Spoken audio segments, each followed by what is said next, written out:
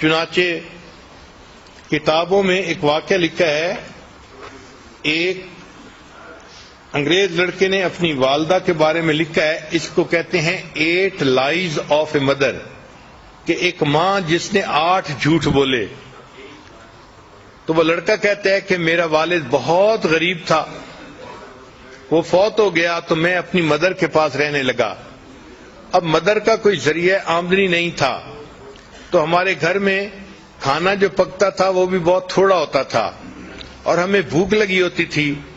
اور جب کھانا پکتا تھا تو والدہ میری پلیٹ میں میرا حصہ ڈالتی اور اپنی پلیٹ میں اپنے لیے کھانا ڈالتی. پھر کھانے کے دوران جب میں اپنا کھانا ختم کرنے لگتا تو ماں محسوس کرتی کہ مجھے اور کھانے کی ضرورت ہے، تو وہ اپنی پلیٹ میں سے رائس میری پلیٹ میں ڈال دیتی تھی اور کہتی تھی کہ eat this rice son, I am not hungry, کہ بیٹے تم یہ چاول کھا لو، مجھے اتنی بھوک نہیں ہے. وہ بچہ کہتا ہے کہ بعد میں بڑے ہو کے مجھے پتا چلا کہ میری ماں اس وقت جھوٹ بول رہی ہوتی تھی، بھوک اس کو بھی ہوتی تھی، لیکن وہ مجھے تسلی دینے کے لیے کہتی تھی کہ بچے تم کھا لو، مجھے بھوک نہیں لگی ہوئی. یہ میری ماں کا پہلا جھوٹ تھا.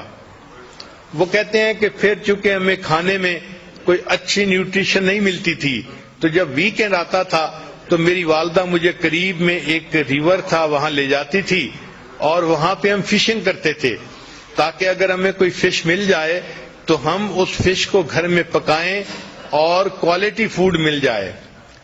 وہ کہتے ہیں کہ ایک دن میں نے 2 فشز پکڑی، ان کو لے کے جب گھر آئے تو میری والدہ نے ان کو کوک کیا اور مجھے کھانے کے لیے دونوں دے دیں.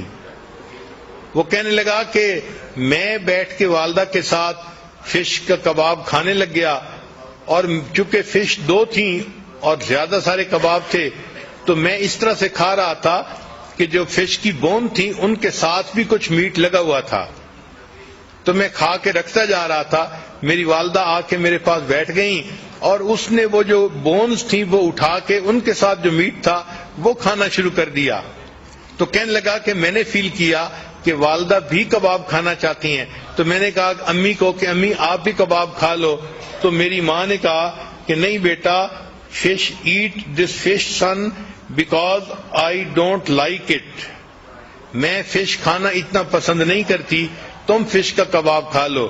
اور یہ میری ماں کا دوسرا جھوٹ تھا، حالانکہ فش اسے پسند تھی اور وہ بچے ہوئے اس کی جو ہے نا میٹ کو بون سے کھا رہی تھی. پھر وہ کہتے ہیں کہ میں بڑا ہوا، اسکول گیا، پھر ایک دن آیا کہ میری والدہ مجھے امتحان کے لیے لے کر گئی. میں کمرے کے اندر امتحان دینے میں مصروف تھا، گرمی تھی اور میری والدہ باہر بیٹھی ہوئی تھی. باہر میری والدہ نے میرے لیے ایک کولڈ ڈرنک جو ہے نا گلاس میں ارینج کیا. چنانچہ جب چھٹی کا ٹائم ہوا میں باہر نکلا تو میری والدہ نے مجھے وہ ٹھنڈا گلاس شربت کا پیش کیا. تو میں نے اسے کہا کہ امی آپ پی لو. تو وہ مجھے کہنے لگی کہ بیٹے مجھے پیاس نہیں لگی ہوئی، تم پی لو. تو والدہ نے وہ سارا کا سارا جوس مجھے پلا دیا اور خود کچھ نہیں پیا. یہ میری والدہ کا تیسرا جھوٹ تھا. پھر کہتے ہیں کہ جب میں ذرا بڑا ہوا تو میرے اسکول کے ایکسپینسز بھی تھے، تو اب والدہ کو کوئی نہ کوئی کام کرنا تھا. تو والدہ نے کیا کیا کہ قریب میں ایک میچ فیکٹری تھی، تو وہاں سے خالی ڈبے لے کے آتی تھی اور گھر میں رات کو بیٹھ کے ان کے اندر میچز کو بھرا کرتی تھی. چنانچہ ایک رات میں نے دیکھا کہ والدہ ساری رات جو ہے وہ بیٹھ کے کام کرتی رہی کہ تاکہ اس سے کچھ پیسہ ملے اور میرا خرچہ چلے. کہتے ہیں صبح کے وقت جب میری آنکھ کھلی تو میں نے دیکھا تو میں نے امی سے کہا کہ امی آپ سو جائیں. تو ماں نے مجھے دیکھ کے کہا کہ go to sleep my dear son, I am not tired, کہ بیٹے تم سو جاؤ، میں ابھی تھکی ہوئی نہیں ہوں. یہ میری والدہ کا 5واں جھوٹ تھا. حالانکہ وہ تھکی ہوئی تھی لیکن مجھے اس نے کہا کہ میں تھکی ہوئی نہیں ہوں، تم سو جاؤ. پھر وہ کہتا ہے کہ میں نے اسکول میں اچھی پرفارمنس دکھائی، اس کے اوپر مجھے اسکالرشپ مل گیا اور مجھے امریکہ کی ایک بہترین یونیورسٹی میں داخلہ مل گیا. تو میں اپنے گھر سے امریکہ شفٹ ہو گیا.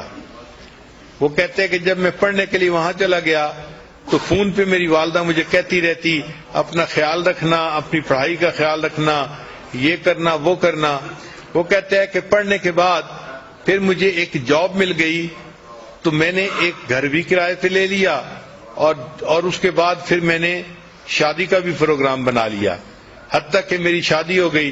تو میں نے اپنی والدہ کو بتایا تو والدہ نے کہا کہ بیٹا تم اپنی بیوی کو خوش رکھنا اور اپنے گھر میں خوشی سے زندگی گزارنا۔ میں نے والدہ سے کہا کہ امی آپ یہاں آ جائیں، ہم میاں بیوی اکیلے ہیں، آپ ہمارے پاس آ کر رہیں، ہمیں آپ کی جو ہے وہ کمپنی بھی مل جائے گی اور میں آپ کے لیے اداس بھی ہوں۔ تو میری والدہ نے مجھے کہا کہ نہیں بیٹا، مجھے تو جو بڑے گھر ہوتے ہیں ان میں رہنا اچھا نہیں لگتا، میں اپنے اسی چھوٹے سے کرائے کے گھر میں زیادہ بہتر ہوں۔ یہ میری والدہ کا 7واں جھوٹ تھا جو اس نے میرے ساتھ بولا۔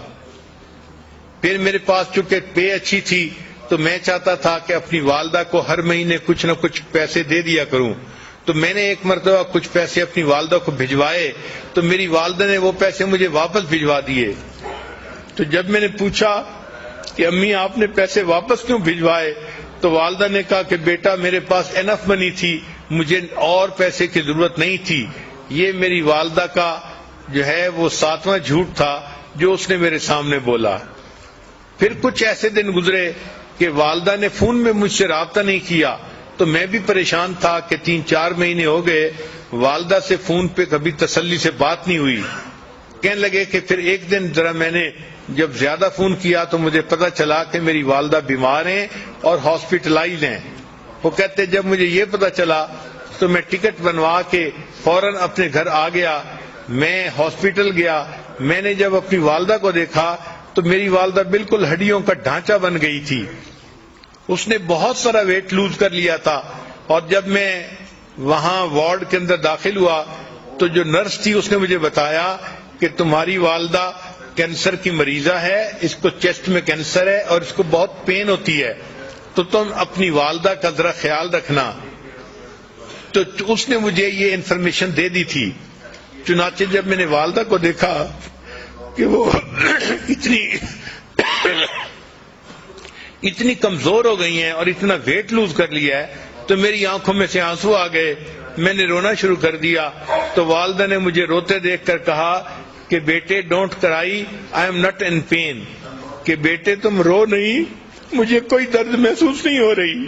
وہ کہتے ہیں کہ یہ 8واں جھوٹ تھا جو والدہ نے میرے سامنے بولا، اور پھر میری آنکھوں کے سامنے والدہ نے آخری ہچکی لی اور وہ فوت ہو گئی۔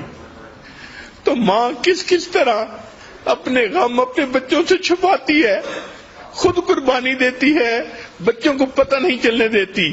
یہ وہ محبت ہے جو اللہ نے ماں کے دل میں اولاد کی ڈال دی ہے۔ یہ رحیمیت کی وہ صفت ہے کہ اصل میں تو رحمت اللہ تعالیٰ کے پاس ہے، مگر اس نے اس کا چھوٹا سا ایک ذرہ ہر ماں کو عطا کر دیا تاکہ انسانوں کو پتہ چل جائے کہ میری رحیمیت کا کیا معیار ہوگا اور میری رحیمیت بندوں کے ساتھ کتنی ہے۔ وہ اپنی ماں سے کو دیکھ کے سمجھیں کہ اللہ اپنے بندوں سے کتنا پیار کرنے والا ہے۔